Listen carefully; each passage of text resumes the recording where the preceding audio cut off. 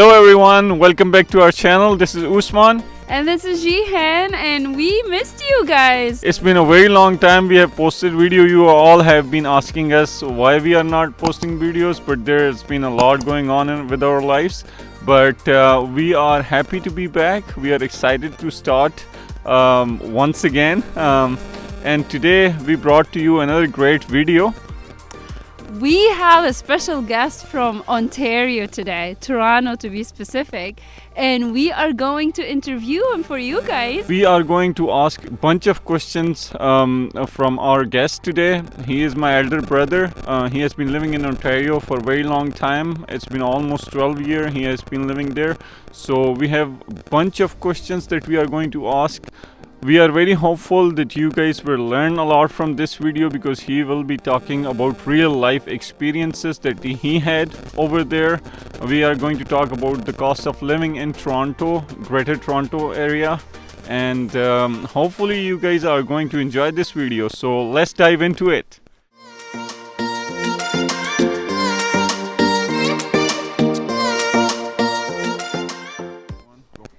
So please allow me to introduce my brother-in-law, Adil Zia. Thank you so much for being on our YouTube channel. Very welcome, guys. Hello. Thank you for having me, and it's been so nice to be here with this lovely couple. I've been looking for this for a long time, and finally I got the opportunity. Thank you. Thank you, bhai. Welcome to St. John. So for a very long time, we've been getting a lot of inquiries about people asking us about what's the cost living in Toronto or Ontario. Toronto is a big city, so everybody would like to go there and start living there. So today we are getting all this information from the actual source. Adil Bhai have been living in Toronto for almost 12 years. He lived there, he worked there, so he has so many things to offer, and today we will try to get all of your questions answered, hopefully. So Bhai, the first question for you today is, what's the cost of living in Toronto for, let's say, a couple? Well, the cost of living has been changing over the years. I saw a big change, especially after the COVID. There has been significant increase in the cost of living. You are looking around something, starting from the apartment rental. So it starts from somewhere 15 to 1600 and goes as much as you can afford. Exactly. Yeah. So depending on which neighborhood in Toronto you want to live in. Mostly for our Desi people or for immigrants, they don't have the actual hand-on experience and knowledge of the city. That's why when they come, they do not have the basic knowledge and they spend a lot of money. So if you have any person which is a trustworthy and a source which can navigate you through all these difficulties that I particularly faced when I came, because I had nobody here to welcome me, and I the commitment that I had with a person for a house, and he just declined right at the time when I was supposed to be there, and I was left nowhere. It was a rainy day, and I really remember it was a terrible day for me. So I don't want anything happens to you guys. So you must have a source.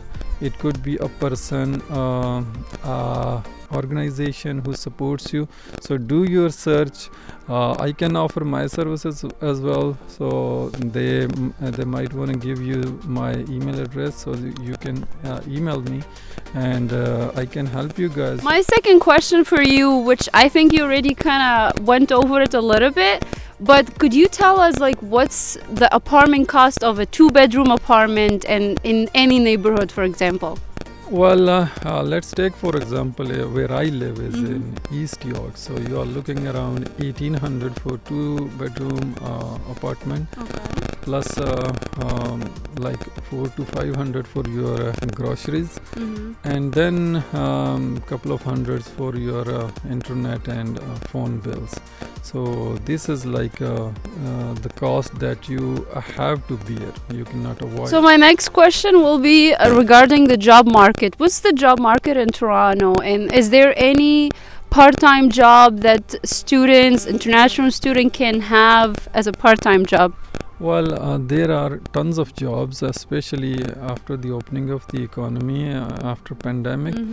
There are a lot of jobs. So all you need is to have a connection or reference Okay. that can take you to the right place. But even if you don't have anything, so if you are a brand new person in the city, so you can either start, if you have interest in driving, so you can drive with the Uber Eats.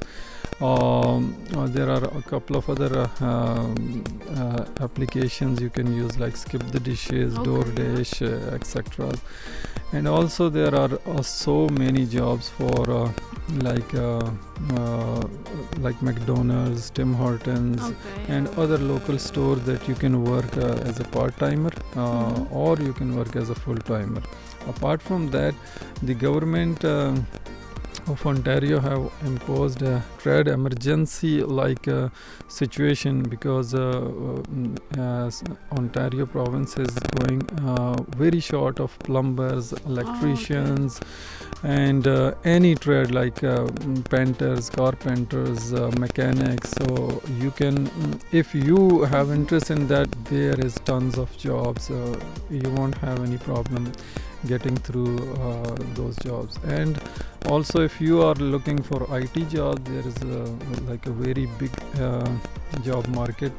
You can easily get a job of your choice. But since Toronto is considered to be the economic engine of Canada, so mostly things happen there. It's a big market.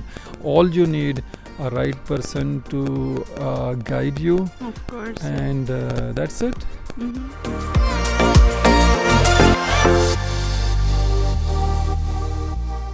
So, as you guys know, anywhere you would live, there will be always challenges. So, my question for you, Adil Bhai, what are the challenges that anyone could face living in Toronto?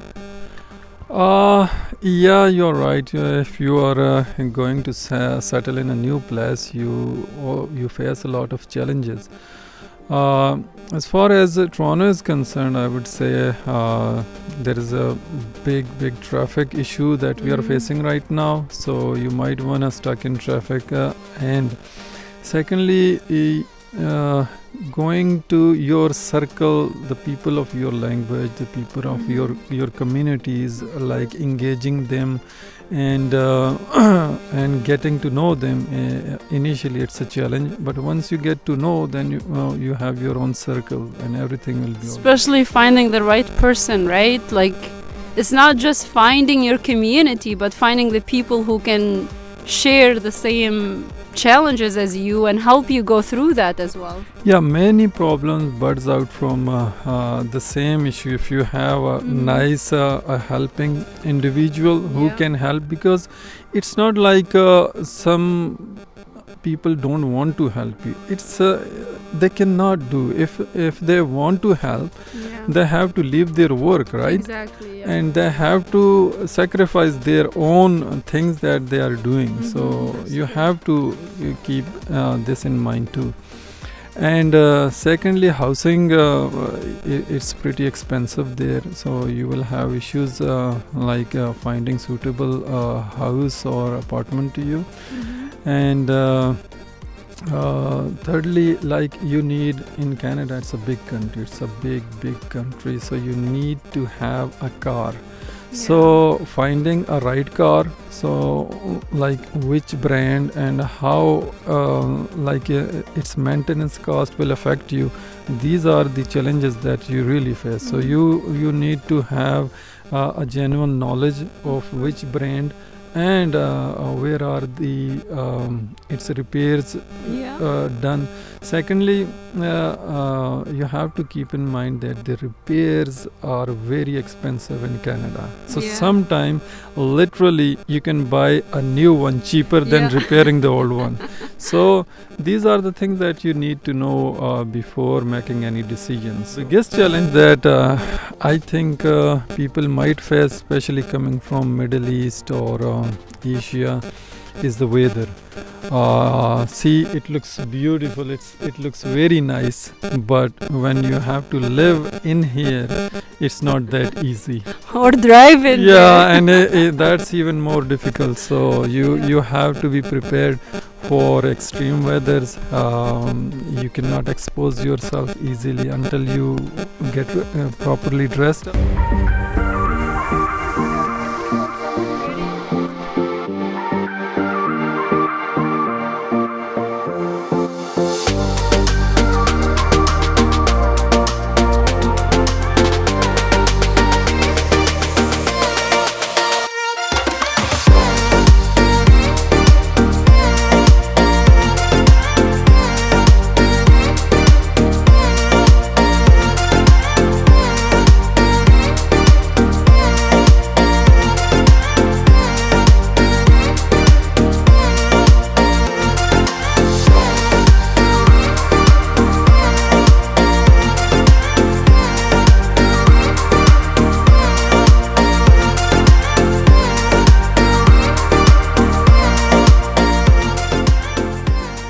My next question for you, Bhai, is regarding the housing market and the real estate. So the prices has been really rising up. So what's your recommendation for people who actually want to buy a house?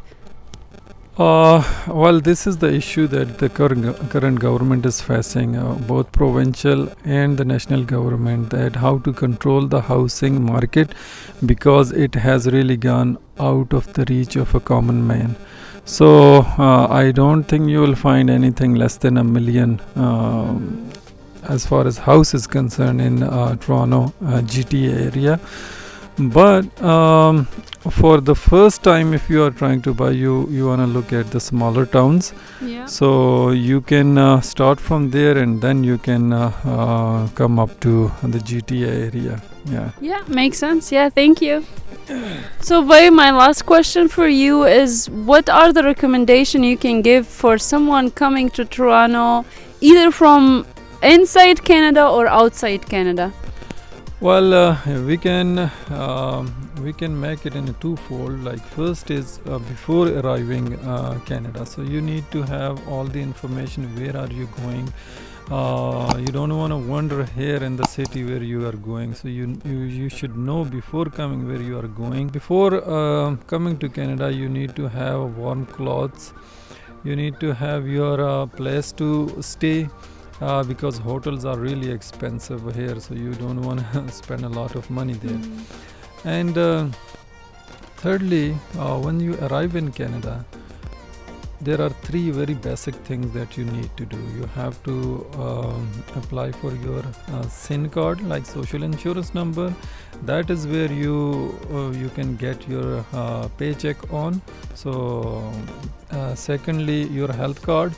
And thirdly, and most importantly, your driver license. Yeah. So we have three stages of driving license here. It's G1, G2, and G. So G1 is theoretical. G2 is you can drive with a person having a 3-year experience, and also you cannot go onto the highway that starts with 4 in GTA. And once you get your G license, then you are all set to go anywhere. So these are the documentation that you need to do as soon as you arrive in Canada. And then from there onward, welcome to Canada. Thank you, Bhai, for such great information. We really loved having this interview with you. I'm pretty sure a lot of people will enjoy listening to this video, as such is very narrative and it has a lot of information. Do reach out to Adil Bhai. I will be putting his email address in the description below. If you have any question or more inquiry about living in Toronto, please do reach out to him. He's very kind and he will be willing to help for sure. Thank you. Bye-bye. Thank you. It was pleasure to be here. It's amazing city, it's amazing country, and this province, I'm falling in love with it. And especially my youngers, I love them both. Thank you. Thank you.